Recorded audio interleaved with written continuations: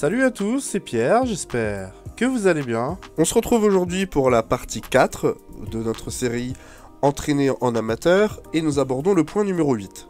Ici nous allons aborder le but des entraînements d'une manière générale et votre rôle pendant les entraînements. Pour ce qui est du contenu en lui-même d'une séance, vous trouverez sur la chaîne une vidéo complémentaire à celle-ci si vous êtes abonné. Si vous ne l'êtes pas, vous ne pourrez pas la voir, donc abonnez-vous. Premier point, vous devez trouver un système qui encourage les joueurs à venir s'entraîner. Il y a des joueurs qui pensent à tort que l'entraînement n'est pas important et sèchent certains d'entre eux. Seuls les matchs comptent pour eux. Problème, c'est que les matchs, il faut les préparer si on veut que ça se passe bien. Celui qui ne planifie pas sa victoire planifie son échec. Et il y a encore des coachs qui pensent que le jour du match est le plus important. Donc si un ou plusieurs joueurs sont absents pendant la semaine, c'est pas trop grave. Ce qui est totalement faux pour au moins deux raisons. La première, c'est que si les joueurs présents le jour du match n'ont rien travaillé ensemble, n'espérez pas de miracle le jour du match. Ce qui arrivera peut-être un jour, mais c'est pas avec ça que vous gagnerez sur le long terme. Donc vous avez besoin que les joueurs qui jouent se soient entraînés ensemble pour travailler ensemble ce que le coach a mis en place pour que chacun puisse mettre ses qualités en valeur. C'est surtout pas pour une prétendue histoire d'automatisme qui ferait qu'en fait les joueurs joueraient d'abord en misant sur l'anticipation plutôt que sur la lecture du jeu. C'est une vieille conception, mais aujourd'hui ça c'est fini. Je sais pas si vous avez compris. Dans la vidéo du joueur du dimanche, il y a un point où je vous explique que vous entendrez souvent « Ah mais je croyais que tu allais là ». Donc il a envoyé le ballon là, mais le joueur n'a pas fait l'appel. En fait, ce qu'il a fait, c'est anticiper pour aller vite et compenser son absence de lecture de jeu. 9 fois sur 10, c'est une balle perdue, donc c'est mal joué. Ce qui compte, c'est de lire le jeu.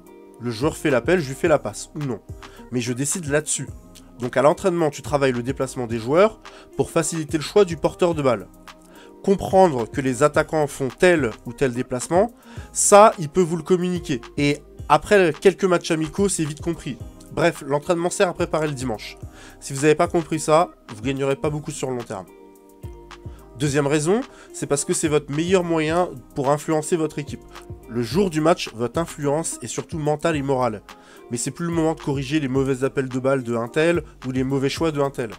Il y a un match à gagner, donc pas le temps sauf un match amical.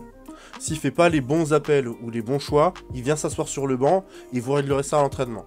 C'est aussi à l'entraînement que vous pouvez fédérer et développer vos joueurs. Donc ces deux raisons font que négliger l'entraînement, parce que tant qu'il est là le jour du match c'est bon, c'est une très mauvaise idée.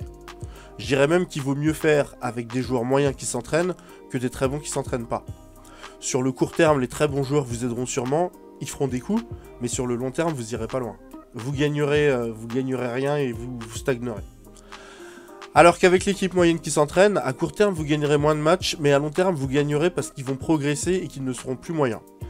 Un moyen, par exemple, de faire en sorte que les joueurs viennent à l'entraînement, c'est de valoriser les présences à l'entraînement par des récompenses en match. Par exemple, celui qui a fait 50% des entraînements a plus de chances d'être convoqué pour le match du dimanche que celui qui en a fait 0.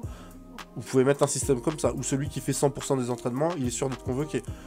C'est une méthode, je ne vous dis pas laquelle est la meilleure, c'est à vous de décider, mais en tout cas, essayez de mettre un système en place. Deuxième point, sur la forme des entraînements. Je travaille rarement sans ballon. 95% du temps, c'est du travail avec ballon. Pourquoi pas 100% du temps? Parce que dans un match, tu touches le ballon peut-être 4 minutes en cumulé sur les 90 minutes, et le reste du temps, tu travailles sans ballon. Donc les 5 autres pourcents, ce sont des exercices de vitesse, vivacité, réaction et endurance. Mais ça représente que 5% des exercices parce que ces points sont travaillés dans les exercices avec ballon. Parenthèse refermée, je démarre les cycles par un cycle défensif. Pourquoi? Le travail défensif n'est pas ce qui est favorisé ou préféré par les joueurs. Tout simplement parce que ce qui attire le joueur au départ, quand il rentre dans le football, c'est le ballon. C'est pour ça que le joueur a démarré le foot. C'est pour jouer avec le ballon. Donc travailler défensivement, et donc souvent sans ballon, passionne beaucoup moins les pratiquants. Donc si je leur demande ça au mois de mars, je ne vais pas obtenir les mêmes résultats que je pourrais obtenir en début d'année. En tout cas pas ce que j'espère.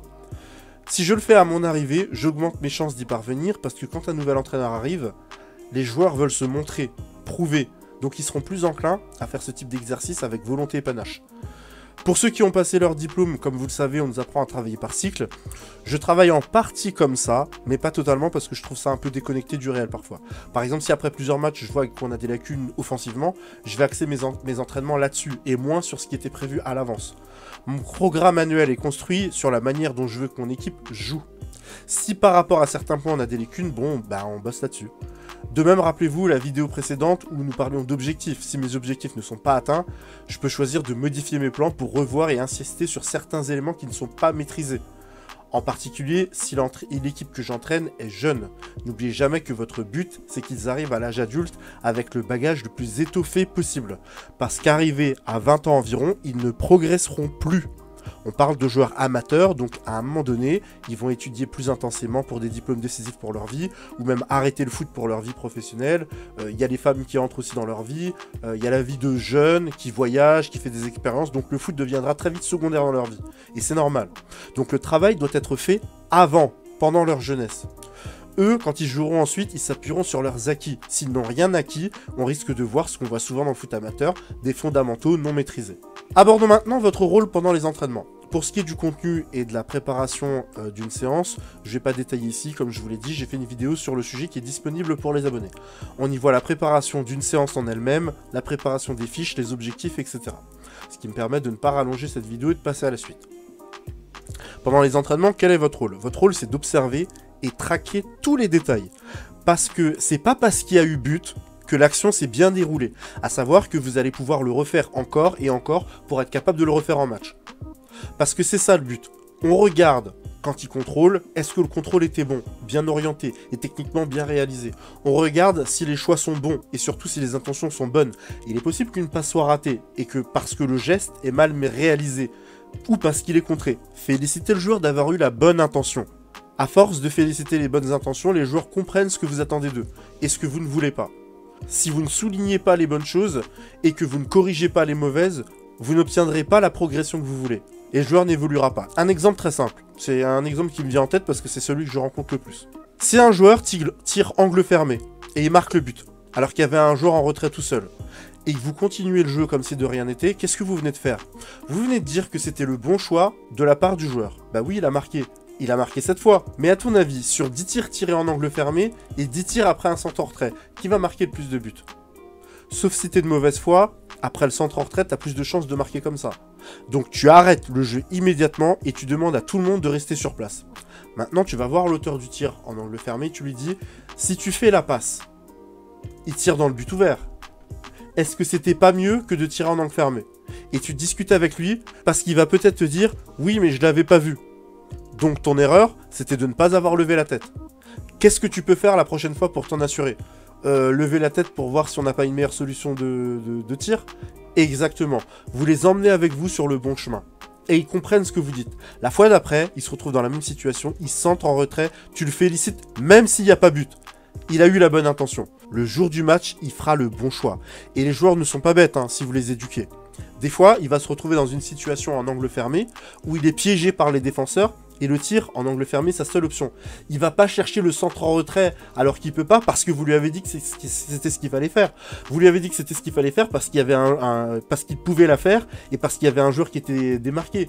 S'il n'y a pas de meilleure solution et que le tir en angle fermé est la meilleure solution, eh ben, il va le faire. Il va tirer parce que c'est sa meilleure option, du fait que la défense bloque tout. Avec ce tir, s'il est cadré, soit il marque, avec chance, soit le gardien repousse, et on peut suivre, soit il obtient un corner. Et dans le sens du jeu, c'est bien joué, parce que c'était ce qu'il pouvait obtenir de mieux. Vous avez compris quel est votre rôle?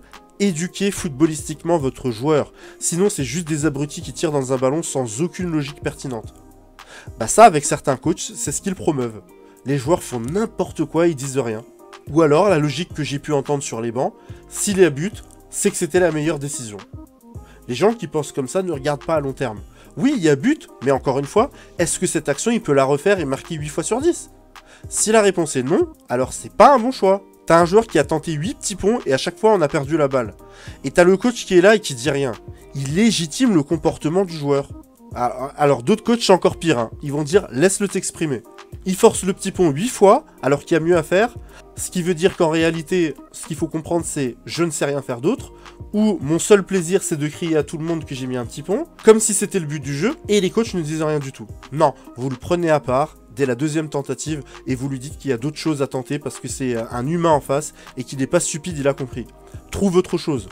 Et en spécifique, vous faites des 1 contre 1 pour lui donner des armes, pour qu'il essaie d'autres choses et qu'il progresse. C'est dans cette idée-là que j'encadre mes joueurs. Et c'est ce que je vous conseille de faire avec vos mots, avec votre personnalité, avec votre vision du football. On se retrouve très vite pour la partie suivante. Si cette vidéo vous a plu et que vous n'êtes pas abonné, vous savez ce qu'il vous reste à faire. Si vous êtes abonné, un like et voyez la vidéo complémentaire à celle-là concernant le contenu des séances et le taureau. La prochaine vidéo de la série sera consacrée à l'organisation des séances. J'ai hâte de vous présenter ça. Je vous dis à très bientôt. Alors j'entends et je lis beaucoup de choses sur le sujet du poids. Ouais, les coachs abusent sur ça, tant qu'il est bon, c'est le plus important.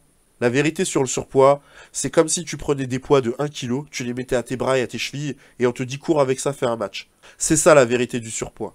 Tu rajoutes de la difficulté du match et du niveau, la difficulté du poids. Tu mets de la difficulté sur de la difficulté.